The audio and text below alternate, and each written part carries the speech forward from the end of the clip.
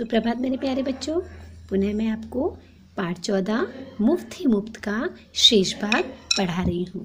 बच्चों, कल हमने यहाँ तक पढ़ लिया था। आपने देखा कि पहले भिखू भाई नारियल को भिखू भाई को नारियल 2 रुपये में मिल रहा था, तब वो 1 रुपया मांग रहे थे। जब उन्हें 1 रुपये में मिलने लगा तब उन्होंने कहा 50 पैसे में दे दो। जब उनको 50 पैसे में मिला तो उन्होंने कहा 25 पैसे में दे दो। अब उनको जब 25 पैसे में मिल रहा था तो कह रहे 1 नारियल मुझे मुफ्त दे दो। तो आपने देखा। अब देखो अब क्या होता है बच्चों, आगे देखो। माली उनको जवाब देता है। माली ने जवाब दिया, जो पसंद आए ले लो काका, बस 25 पैसे का एक, देखो कितने बड़े बड़े हैं। वो काका को कहता है, काका जो आपको पसंद आए वो आप ले लो, देखो कितने बड़े बड़े हैं। हे भगवान, 25 पैसे! पूरा रास्ता पैदल आने के बाद भी जूते घिस गए, पैर थक गए और अब पैसे भी देने पड़ेंगे। कह रहे मैं इतने पूरे रास्ते चलकर आया, मेरे क्या हो गए, जूते घिस गए, मैं इतना चला और अब तुम पैसे भी मांग रहे हो। मेरी बात मानो, 1 नारियल मुफ्त में ही दे दो। देखो मैं कितना थक गया हूँ। नारियल वाले से कहते हैं, मैं देखो बहुत थक गया हूँ, अब मुझे क्या करो, तुम 1 नारियल फ्री में दे दो। भिखू भाई की बात सुनकर माली ने कहा, अरे काका मुफ्त में चाहिए ना, यह रहा पेड़ और वह रहा नारियल। काका अगर आपको मुफ्त में ही नारियल चाहिए तो ये नारियल का पेड़ है और देखो यहाँ ये नारियल के पेड़ हैं और कह रहे हैं इसमें नारियल लगे हुए हैं, ये आप ले लो। भिखू भाई खुशी से फूले न समाये, वो बहुत खुश हो गए। मेरा यहाँ तक आना बेकार नहीं गया। उन्होंने जल्दी जल्दी पेड़ पर चढ़ना शुरू किया।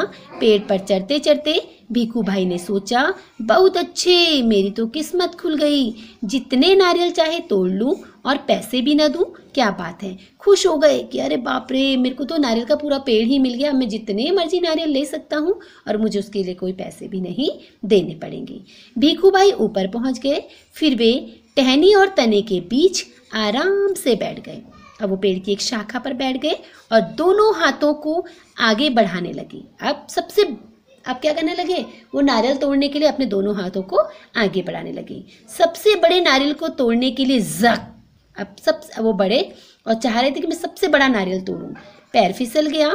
भिखू भाई ने एकदम से नारियल को पकड़ लिया। अब नारियल के जो पेड़ था उससे भिखू भाई का पैर फिसल गया और भिखू भाई ने क्या पकड़ लिया बच्चों, नारियल। उनके दोनों पैर हवा में झूलते रह गए। ओह माँ, अब मैं क्या करूं। नारियल को पकड़ लिया और नारियल के पेड़ से नीचे को गिर गए और पकड़ा हुआ क्या है, नारियल। अब कह रहे माँ मैं क्या करूं। भिखू भाई चिल्लाने लगे, अरे भाई मदद करो। उन्होंने नीचे खड़े माली से विनती करी। जो माली नीचे खड़ा था उनको कहते हैं, अरे भाई मेरी मदद करो, उनसे प्रार्थना करी उन्होंने। माली ने कहा, वो मेरा काम नहीं काका, मैंने सिर्फ नारियल लेने की बात की थी। उन्होंने कहा था, मैंने ये नहीं कहा था, मैंने कहा था आप सिर्फ नारियल ले लो, बाकी सब तुम्हारे और तुम्हारे नारियल के बीच का मामला। पैसे नहीं, खरीदना नहीं, बेचना नहीं और मदद नहीं, सब कुछ मुफ्त। ना तुम्हें खरीदना है, ना तुम्हें पैसे देने हैं, ठीक है, ना तुम्हें बेचना है। अब मैं कोई मदद भी तुम्हें नहीं दूंगा, सब कुछ मुफ्त में ही ले लो तुम। तभी ऊंट पर सवार एक आदमी वहां से गुजरा। ऊंट में बैठा हुआ एक आदमी वहां से गुजर रहा था। ओ भिखू भाई जोर से बुलाने लगे, ओ ऊंट वाले, मेरे पैर वापस पेड़ पर टिका दो ना, बड़ी मेहरबानी होगी। ऊंट वाले को कहते हैं, मेरे पैर वापस से पेड़ पर टिका दो, तुम्हारी बड़ी मेहरबानी होगी। ऊंट वाले ने सोचा, चलो मदद कर देता हूँ, मेरा क्या जाता है। ऊंट की पीठ पर खड़े होकर उसने भिखू भाई के पैरों को पकड़ लिया। अब जो ऊंट वाला था वो अपने ऊंट की पीठ पर खड़ा हुआ और उसने भिखू भाई के पैरों को पकड़ लिया। ठीक उसी समय ऊंट को हरे हरे पत्ते नजर आए। पत्ते खाने के लालच में ऊंट ने गर्दन झुकाई। आपको पता है बच्चों, ऊंट की गर्दन बहुत ऊंची होती है, काफी ऊंची गर्दन होती है उसकी। तो अब वो हरे पत्ते खाने, अब उसने हरे पत्ते देखे ऊंट ने, तो उसने क्या करा, अपनी गर्दन थोड़ी सी नीचे झुका ली और अपनी जगह से हट गया। गर्दन झुकी और अपनी जगह से ऊंट हिल गया। वह आदमी ऊंट की पीठ से फिसल गया। अब जब ऊंट खिसका तो वो आदमी ऊंट की पीठ से खिसक गया। अपनी जान बचाने के लिए उसने भिखू भाई के पैरों को कसकर पकड़ लिया। अब दोनों क्या करते, इतने में एक घुड़सवार आया। अब पहले भिखू भाई ऊपर लटके हुए थे, अब ऊंट वाला, भिखू भाई ने नारियल को पकड़ा हुआ था, ठीक है, और ऊंट वाले ने भिखू भाई के पैरों को पकड़ा हुआ था। अब कौन आता है देखो, ओ संभालो छो। पेड़ से लटके दोनों पुकारने लगे। अब दोनों जो पेड़ पर लटक गए थे वो दोनों मदद मांग रहे हैं, भीखू भाई और ऊंट वाला। सुनो भाई, कोई बचाओ बचाओ। घुड़सवार को देखकर भीखू भाई ने दुहाई दी। ओ मेरे भाई, मुझे वापस पेड़ पर पहुंचा दो।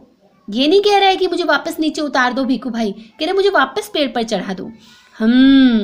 1 मिनट भी नहीं लगेगा, मैं घोड़े की पीठ पर चढ़कर इनकी मदद कर देता हूँ। अब जो घोड़े वाला था वो भी घोड़े की पीठ पर चढ़ गया, काहे के लिए? मदद के लिए।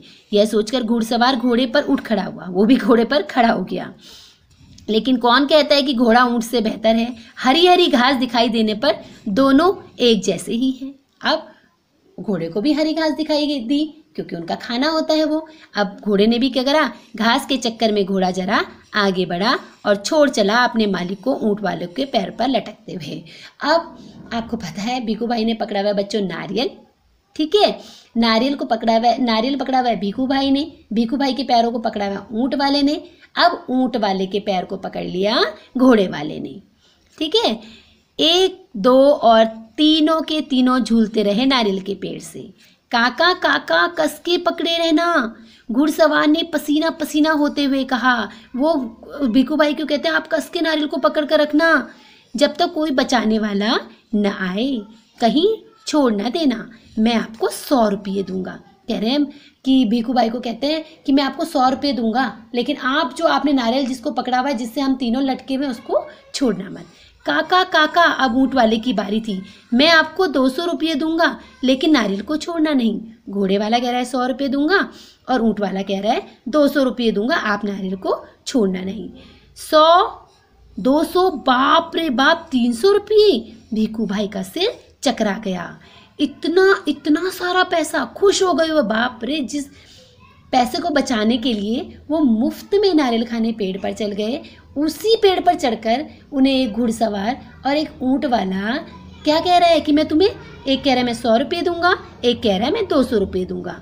खुशी से उन्होंने अपने दोनों बाहों को फैलाया और नारियल गया हाथ से। इतने खुश हो गए कि उन्होंने अपने दोनों हाथों को छोड़ दिया और नारियल हाथ से छूट गया।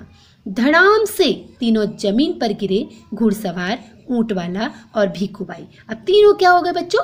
जमीन पर गिर गए। कौन कौन? घोड़े वाला, घुड़सवार वाला, घोड़े को चलाने वाला, ऊंट वाला और भीखू भाई।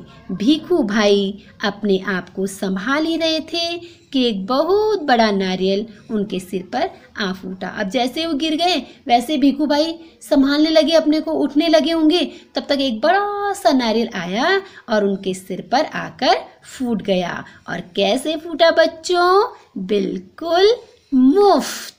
तो आपको पता लगा बच्चों इस पाठ का नाम मुफ्त ही मुफ्त क्यों रखा गया? देखा ना आपने, जो भीखू भाई थे कितने कंजूस थे स्वभाव से। बच्चों ममता पांड्या ने इसको अनुवाद, ममता पांड्या ने लिखा है और अनुवाद इसका संध्या राव ने करा है। तो बच्चों मैं आशा करती हूँ कि आपको ये पाठ समझ आ गया होगा। मैं आपको मिलती हूँ मेरे अगले वीडियो में। तब तक के लिए धन्यवाद। अपना ध्यान रखिएगा।